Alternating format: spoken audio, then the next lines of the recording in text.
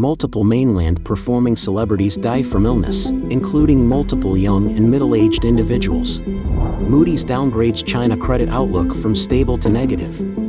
Xi's regime is becoming unstable. A visit to the new 4th Army Memorial Hall exposes a scandal of the CCP's fabrication. It's all covered in today's China Truths.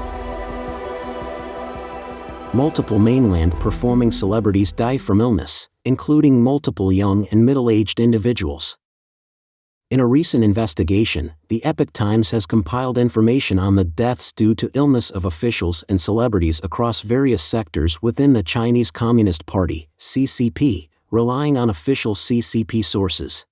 In the final 3 days of November 2023, well-known professors Liu Xiaobing and Ma Jingwu from the Performance Academy of the Beijing Film Academy passed away consecutively, both holding CCP membership. Ma Jingwu, who passed away on November 30, 2023, was an accomplished film artist, nationally recognized actor, and a member of the CCP.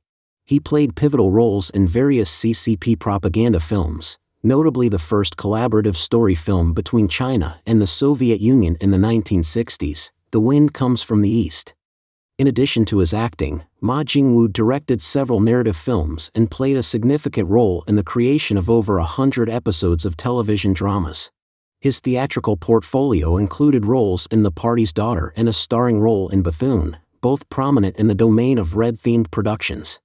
The second person is CCP member and film artist, Professor Liu Xiaobing, the former head of the performance department at the Beijing Film Academy, who passed away on November 28, 2023, due to illness. He authored numerous papers, including on the performance shaping of new Chinese film hero images. Liu directed films and television dramas like The Girl with the Tray and Wedding in Longfeng Village, contributing to the embellishment of the CCP regime.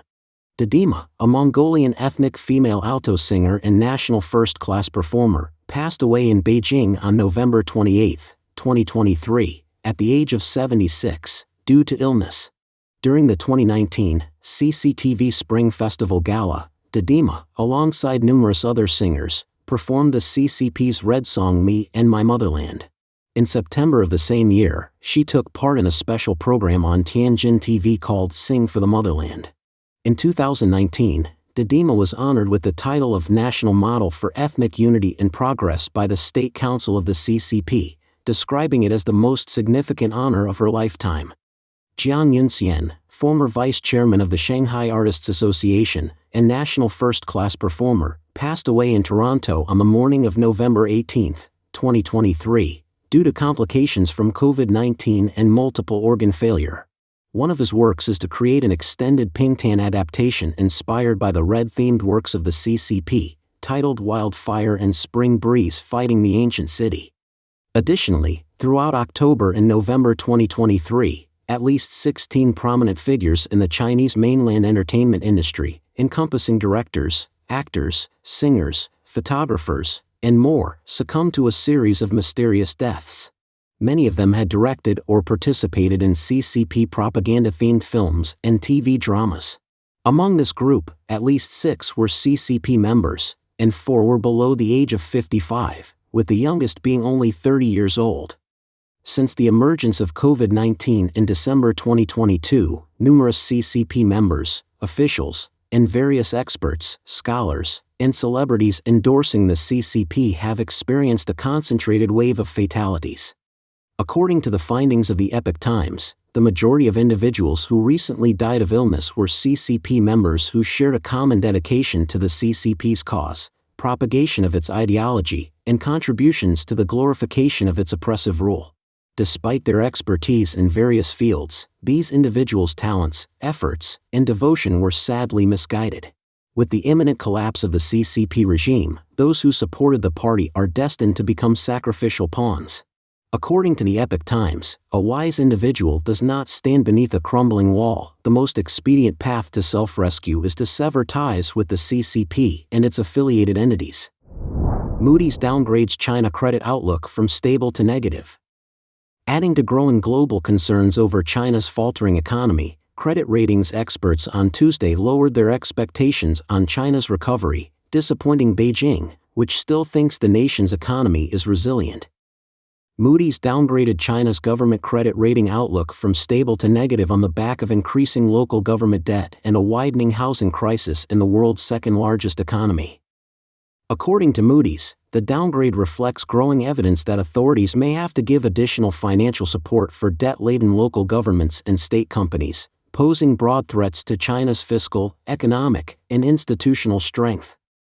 Simultaneously, in its Greater China Research Note on Tuesday, the Australian multinational banking and financial services company ANZ said that it expects a soft landing of China in 2024 due to property sector woes and deflation. The ANZ note said, China's real GDP is forecast to grow 4.2% in 2024 and 4% in 2025. But nominal growth will likely be only 3.8%. The deflationary pressure remains high with the negative output gap. Moody's, though, confirmed China's A1 long-term local and foreign currency issuer ratings on Tuesday, saying the economy still has a high shock absorption capacity. But the ratings agency forecasted the annual GDP growth to drop to 4% in 2024 and 2025, and to average 3.8% from 2026 to 2030. The Moody's downgrade was the first revision in its China outlook since lowering its rating by one notch, to a 1, in 2017, citing slower growth and rising debt. The A1 rating is still maintained, but the downgraded outlook means the rating could be lowered in the future. Moody's said, the outlook change reflects increased risks in China related to structurally, persistently lower medium-term economic growth. China's finance ministry, however, disagreed with the moves and reportedly reacted by saying it was disappointed by Moody's downgrading of the country's ratings outlook and that the economy will maintain its rebound and positive trend. The ministry said, Moody's concerns about China's economic growth prospects, fiscal sustainability and other aspects are unnecessary. The impact of the downturn in the real estate market on local general public budgets and government budgets is controllable and structural. Beijing is also peeved since the downgrade comes ahead of the annual Central Economic Work Conference in mid-December, in which the government is expected to announce a steady growth objective for 2024 and further stimulus. Downside risks to growth and debt challenges. According to the ratings experts, China's recovery has been impeded by poor consumer and corporate confidence, a lingering housing crisis, record youth unemployment, and a global recession that is reducing demand for Chinese goods. As the housing crisis worsened and the recovery from the stringent COVID-19 regulations was less robust than anticipated, China's economy has found it difficult to gain momentum this year. In November, data showed that both manufacturing and services activities decreased, adding to the idea that the government needs to step in more to support the recovery, which is faltering. Moody's said, in the near term, downside risks to growth remain, as the downsizing of the property sector is a major structural shift in China's growth drivers which is ongoing and could represent a more significant drag to China's overall economic growth rate than currently assessed. The rating agency added, in turn, a more pronounced slowdown in growth in the near to medium term would exacerbate local government deficits and debt further. The country's focus has shifted to fiscal stimulus as a result of the worsening property market, with increased borrowing being the primary tool to support the economy. That has prompted worries about the country's debt levels, especially because Beijing is expected to issue more bonds than ever before this year to support the economy.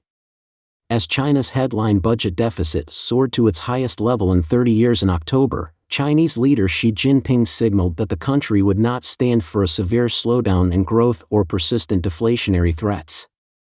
According to Bloomberg, the current deficit to GDP ratio is 3.8%, which is significantly higher than the tolerable 3% limit.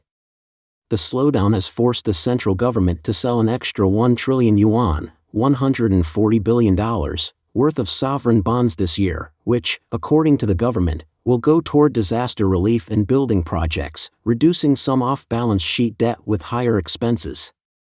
Local governments have also been aggressively selling special refinancing bonds as an alternative revenue source to offset the reliance on land sales amid the property downturn.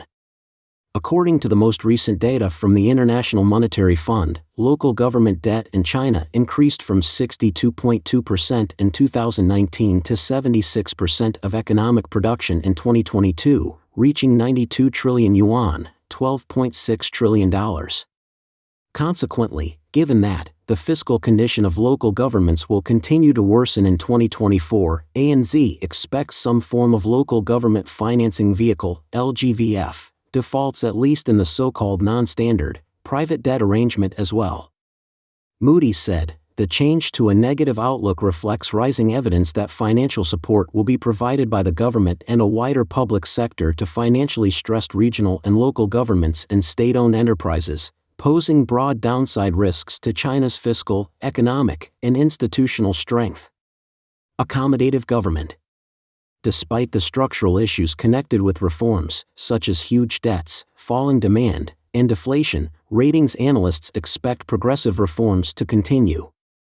The ANZ note said, government policy will still be structurally accommodative, aiming to support industrial transformation and tame systemic financial risk. The authorities will offer targeted support to local governments in the property sector. We also expect the People's Bank of China will use a variety of tools to prove their accommodative stance. Moody said, China's government has a track record of effectively deploying its vast resources to meet policy challenges. Nevertheless, sour foreign investors believe that China's problems are too big and the remedies announced so far have been too small to make a substantial difference. Xi's regime is becoming unstable. A visit to the new Fourth Army Memorial Hall exposes a scandal of the CCP's fabrication. According to a report by Xinhua news agency, Xi Jinping concluded his inspection tour in Shanghai on December 2. On his way back to Beijing on December 3, Xi visited the new Fourth Army Memorial Museum in Yanqing City, Jiangsu Province. Yanqing is where the headquarters of the new Fourth Army of the CCP was re-established. Xi Jinping stated that the history of the new Fourth Army fully illustrates that the support or opposition of the people determines historical choices, and the nation is the people, and the people are the nation. Xi emphasized the importance of using this historical lesson to educate and guide party members and cadres, urging them to inherit and carry forward the spirit of fearlessness in the face of difficulties, hardships, and courage in struggle and victory. He also emphasized the need to closely rely on the people and continually advance the great cause of building a strong country and national rejuvenation. Canadian-Chinese writer Xing Shui, in an interview with Sound of Hope, remarked that Xi Jinping's visit to the CCP's new Fourth Army Museum aligns with his fundamental nature. She characterized him as a communist fundamentalist lacking culture, common sense, and logic. Xing Shui pointed out the inconsistency in the CCP's rhetoric, which advocates fighting to build a nation while simultaneously claiming that the nation is the people, implying a conflict with the people. She highlighted Xi's efforts to consolidate the CCP's historical and ruling position, especially as more people question the fabricated history of the CCP. She aims to bolster the legitimacy of CCP rule by selectively choosing examples he deems useful. Xing Shui criticized Xi for using the new Fourth Army, originally established by the National Revolutionary Army and later reorganized, to reinforce CCP's power. She argued that the new Fourth Army's history is tainted with CCP's lies, deception, double-dealing, and opportunistic tactics. Xi's emphasis on the red gene and passing it down from generation to generation, according to Xing Shui, is a strategy to perpetuate the CCP's state terrorism group's rule in China. She concluded that a regime founded on lies and violence, like the CCP, must be maintained and continued by its descendants, emphasizing the need for scrutiny into the legitimacy of the CCP regime. The instability of the regime.